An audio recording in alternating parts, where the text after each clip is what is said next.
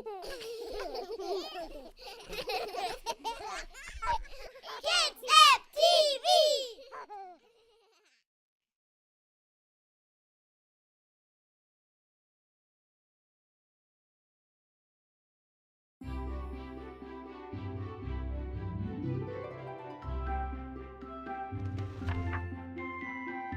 Once upon a time, there was a sweet little girl. Her kind old grandmother made her a red hooded cape so that she could see her granddaughter when she came over to visit. The girl always wore the cape and was called Red Riding Hood.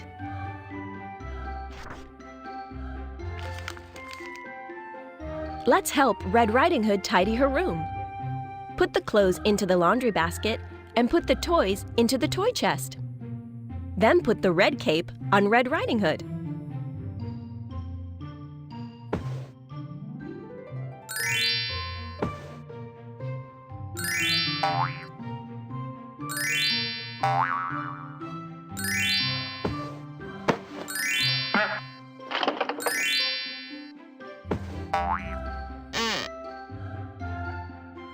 Well done! Your room is sparkling.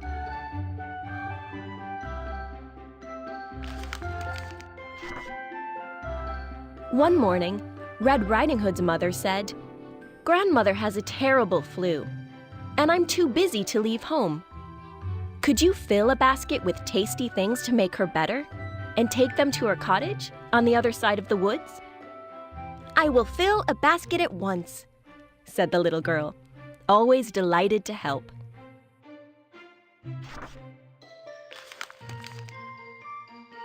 What should Red Riding Hood bring to Grandmother? Touch the things you'd like to bring and move them to the basket.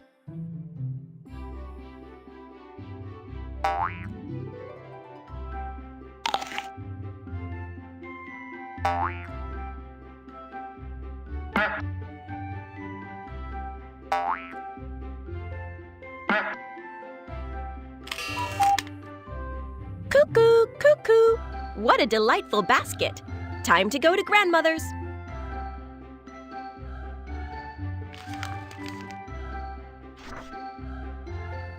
As Red Riding Hood set out, her mother warned, "Make sure to keep to the edges of the woods." Deep in the woods were wolves and witches and fearsome things for little girls. But Red Riding Hood was busy picking special herbs and flowers and didn't hear.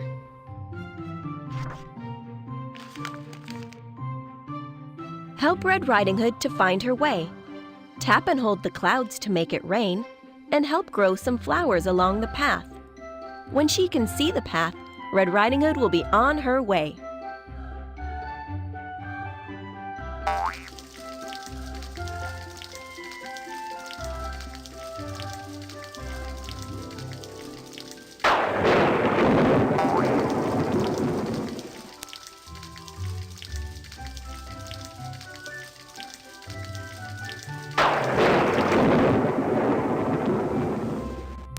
Such beautiful flowers!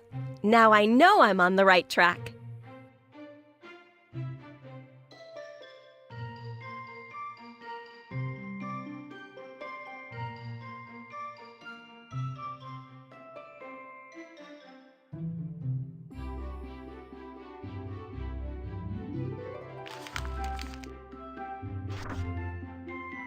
Alas, it happened that poor Red Riding Hood was so engrossed with finding the best flowers and herbs to cure her grandmother's flu that she left the straight and narrow path and wandered into the woods.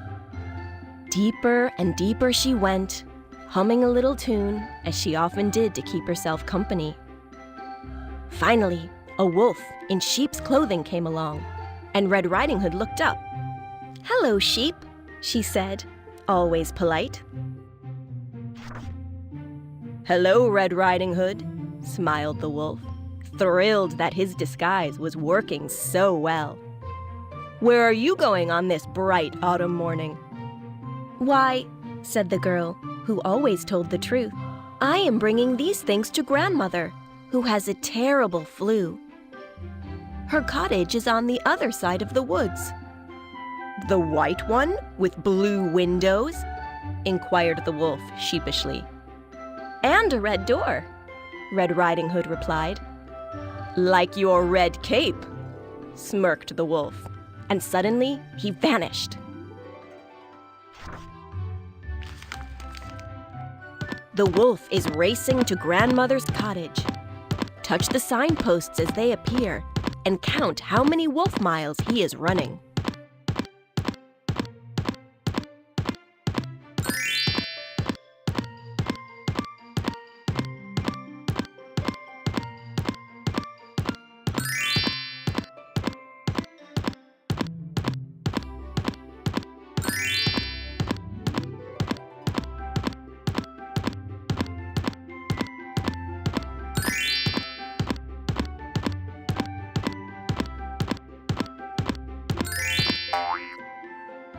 Aha!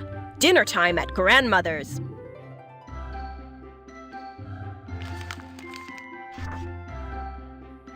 The wolf reached the cottage in the blink of an eye and knocked gently on the door. "Who is it?" croaked grandmother. She really was feeling under the weather. "It's me, Red Riding Hood," cheeped the wolf in his best little girl's voice.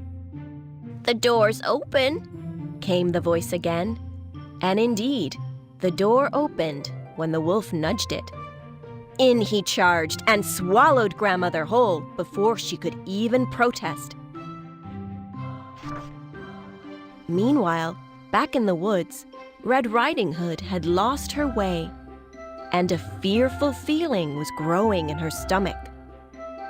She came upon a helpless frog who croaked so pitifully at her that she decided to stop to help him catch some flies and to gather her thoughts.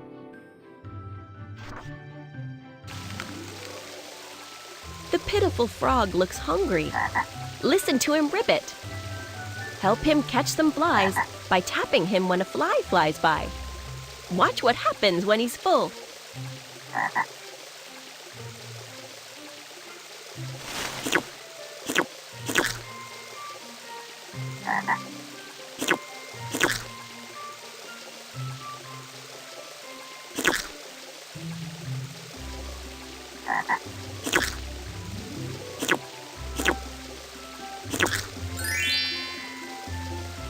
Gosh, are you a frog, Prince? No, I'm a frog woodcutter.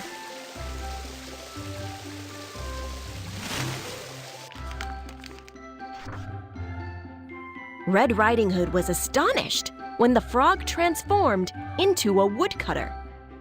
"Thank you so much," he said.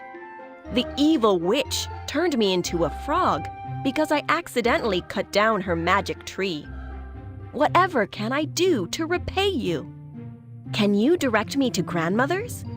she asked hopefully, and he did. And what do you suppose the wolf was doing all this time?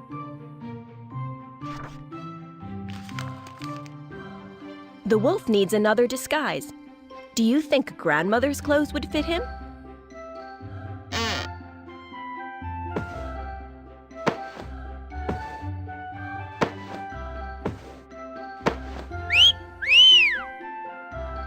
My, what a lovely grandmother I make!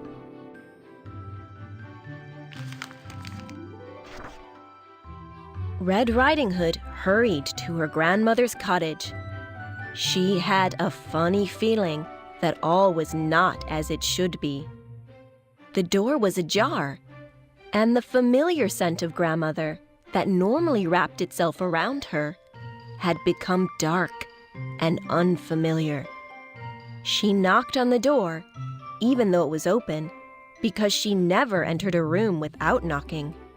"Come in," came a growling voice that didn't sound at all like grandmother. Grandmother must be sick as a dog, thought Red Riding Hood in her head. But out loud, she chimed politely. "Grandmother, I have brought you many things to have you up and about in no time." She set down the things and made some tea. The room was dark, and Grandmother was lying, with just her head poking out above the covers, not looking herself at all. Red Riding Hood went a little closer and peered into her grandmother's eyes. Something was not quite right. What is the matter with Grandmother? Tap on the flashing areas to look more closely at Grandmother's face.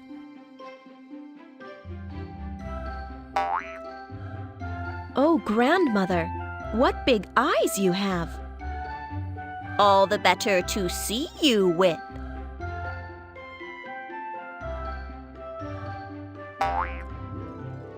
Oh, Grandmother, what big ears you have! All the better to hear you with.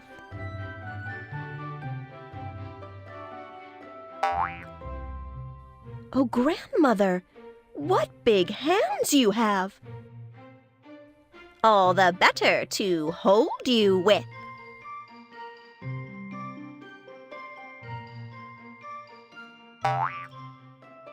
Oh, Grandmother, what big teeth you have!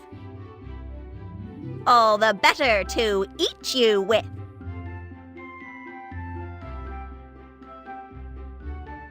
You're not Grandmother. You're the big bad wolf.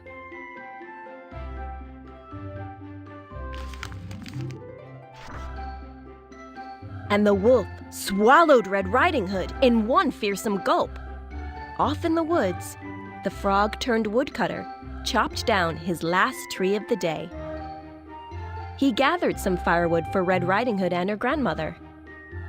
Outside the cottage, he too thought it strange that the door was ajar and that the ground was shaking from the snores coming from inside.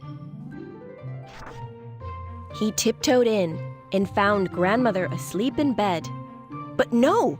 On second glance, he saw that in front of him, fast asleep, was the wolf that had been tormenting the village for many years.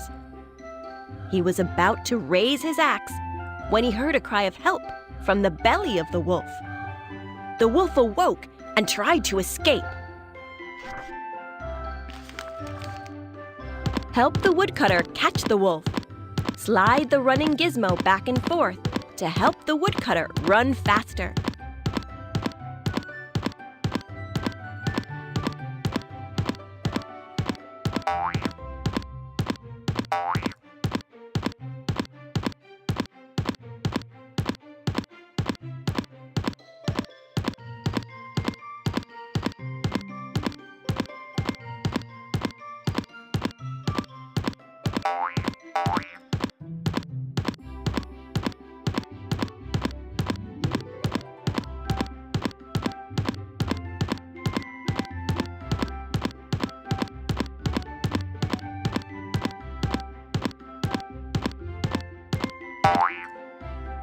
Aha! I caught you, Mr. Wolf!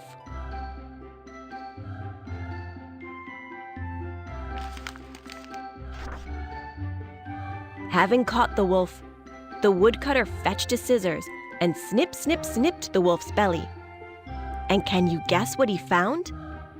Grandmother and Red Riding Hood leapt out from the wolf's belly and were over the moon.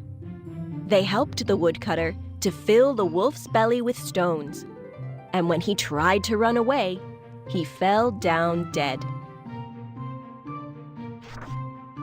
There was a great celebration in the village, and everyone ate tasty wolf stew.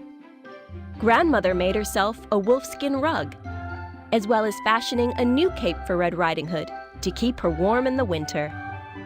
From then on, Red Riding Hood stayed out of the dark woods, where wolves and witches prey. And Grandmother, the woodcutter, the girl and her mother lived happily ever after.